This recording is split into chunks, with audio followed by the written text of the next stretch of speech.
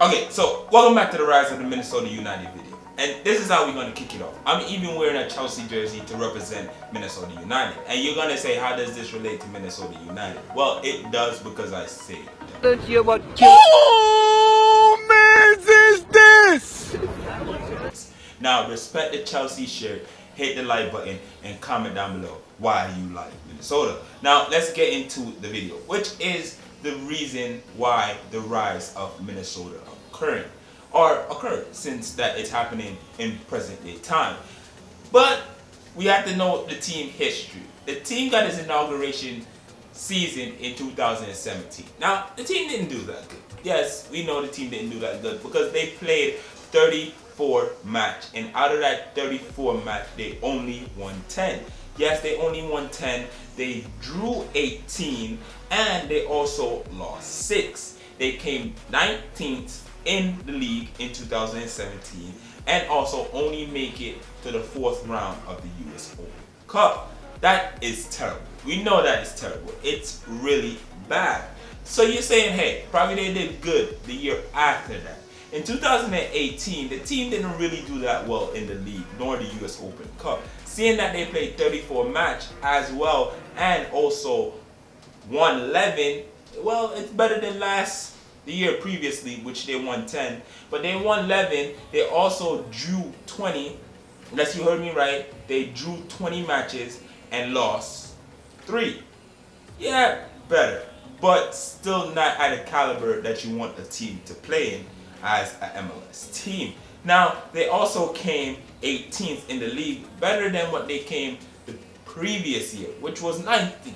And they also got to round 16 of the US Open Cup, which is kind of bad, seeing that they went to round 4 in the last year. Now, you're saying, okay, back, how does this really explain the rise of Minnesota United? Now, we're in present time, which is 2019. And this is when the team start rising to glory. And we have 3 reasons why the team seems to be rising to glory. And if you want to hear the stats for present day, what they have been doing, they play a total of 25 matches. They won 12, beating both of their records from 2017 and 2018 by winning 12 matches in only 25 games. They also drew only 8 games, and lost only 5 games. Now, they have made it to the US Open in finals, which they will be playing Atlanta United. It's going to be a tough one, but I love our underdog story, and that's why I'm going for them. And you're asking me what's their position in the league right now, and I have to tell you their position in the league right now is 4th. Yes, I'm talking with all the teams in the league, 4th. Not the conference, but the league table itself. That's impressive. Going from 19th to 18th to 4th place in the league, impressive. Seeing that you have teams like New York City FC, New York Red Bulls, then you have Atlanta United, LAFC, LA Galaxy, San Jose Quakes, a good amount of teams that have quality in their bracket. Now you're saying, okay, get on to it. What are the 3 reasons? The 3 reasons, the first one we kicking it off with is the players that they have right now as putting out output. And I have to give it to my man Jan. Yes, I'm not going to say his full name, but Jan. The image is up right now, and you can see this man is no joke. His topic rating for every game that he played is 7.35 out of 10. Now that is good, seeing an average player in the MLS rating is actually 6.35. This man is a creator. He is a defender. He is the heart of that midfield. And if you're saying, who does he remind you of? Let me think. He reminds me of Busquets, in that Barcelona midfield. It's ridiculous how good this guy is. Let me tell you his stats for the games that he had played this season. also holding the back line and the midfield for Minnesota United. He played a total of 22 games, banging in 1 goal, having 6 assists as well. And you're saying that's not even impressive, but you've got to realize this guy played as a CM, MR, and also a DM, meaning he controlled that whole midfield, meaning he could play as a center mid, he could play as a right midfielder, he could play as a cam, but they mainly play him as a CM. And the guy is quality, no doubt about that, seeing that he had big chances created in game 7. Out of 22 matches, he created 7 big chances, playing as a CDM, holding that back line for Minnesota United. And you're saying that's not even impressive at all. Okay, think about this. In a game, this guy creates 2.4 key passes a game. 2.4 key passes a game. Now, you don't find that impressive? I don't know what you're going to find impressive. But I have a couple more stats to you why this guy should be their main reason why they're where they're at right now. And that's 4th in the table and also in the finals of the US Opening Cup. The other reason I have to say with his stats is this guy is a defense machine. He reminds me of Conte somewhat from Chelsea. Hit that like button. And that is because his interception per game is 2.1. The guy's quality. There's no talking about that. He is quality. We know that. And a lot of teams will like this guy. They probably will want to trade for him next season. Quality stuff. But we do have another player to discuss about. He is only 1. But we have 2 more players to go. And that's just one reason why Minnesota is so good this season. Now the other player to be one of Minnesota's best is, I have to give it to their center back, Ike Opara. I know a lot of people or a lot of Minnesota fans will go really mad if I don't present this guy in this video. This guy is a quality center back in the MLS. One of the best, even, I have to give it to, because just the way how he plays, the passion, the tackles on the ball is no joke. He reminds me of somewhat a Boateng in the league, or even a Hummels. He is quality. And if you're saying how is he quality, well, the guy played a total of 22 matches, has 3 goals. And yes, you heard me right, he is a center back, and he has 3 goals. A total of 3 goals in 22 games as a center back. I mean, your heading must be as good as Sergio Ramos. Now, this guy also has 7 clean sheets, seeing that he is like a Van Dijk in that backfield for Minnesota United. Yes, he had a total of 7 clean sheets. He also had a interception per game rating of 1.7. So each game he would get 2 interceptions. There's hand down no doubt about that. That's how good that guy is. And also he have a clean sheet per game of a clearance per game of 5.3. So when he tackles, most likely he gets the ball to clear it out 5 times per game. Now tell me if any one of y'all center backs could do that, because no, highly likely that a center back from your team could play like that. Seeing that FC Cincinnati is struggling, Columbus Crew seem to can't get their thing together, and a lot of teams want a center back like Ike Opara, and that's why I have to give him the 2nd slot for reason 1. Now the 3rd slot for reason 1, which is the top players in Minnesota United, have to go to my man Darwin Quintero. I know a lot of Minnesota United fans are going to be pissed off if I don't mention their main guy. This guy is like how Messi is to Barcelona. He is the yin to their yang, and this is the reason why. Darwin Quintero haven't been performing like Vela or Joseph Martinez, but he is a crucial key to Minnesota United. Reason is, this guy played a total of 23 games, had 8 goals, and also had a total of 5 assists. He is a clinical winger that could cut into the box and play as a striker and even score multiple times.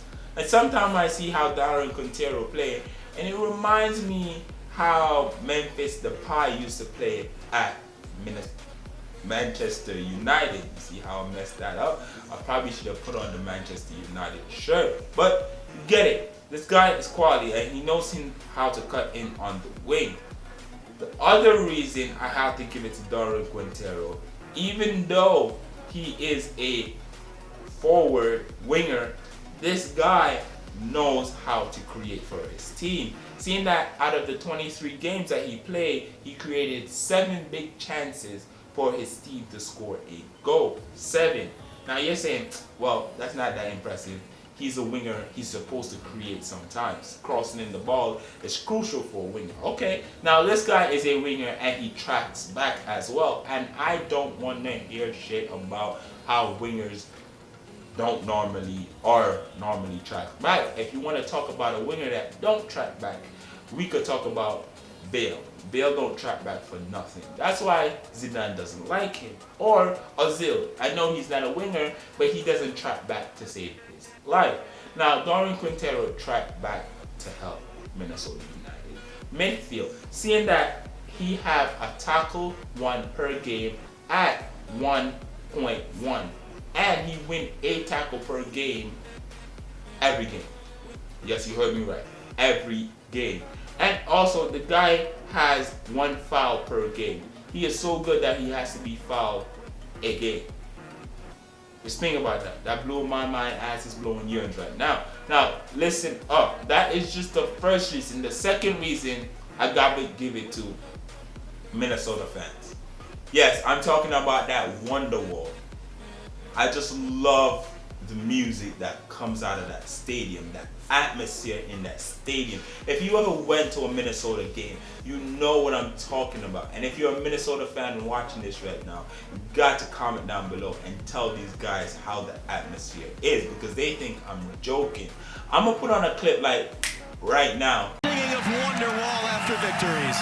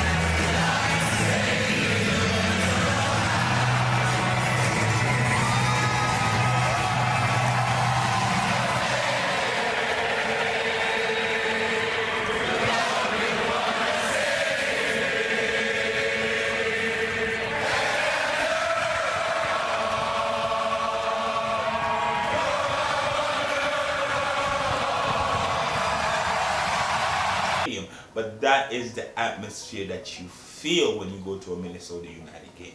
That is the atmosphere I feel when I'm watching a Minnesota United game. It's as good of an atmosphere of Atlanta United or LAFC, even a LA Galaxy. It's that good.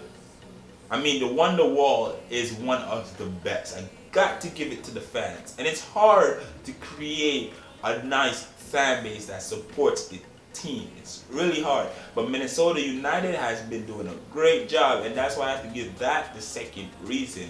Now, a lot of people I've been discussing with, and I want to thank this guy right here. Shout out to his Instagram, seeing that he was my researcher for this video. And no, I did not pay him, because you won't hit that like button. And I don't know why you won't, but I'm trying. Hit the like button.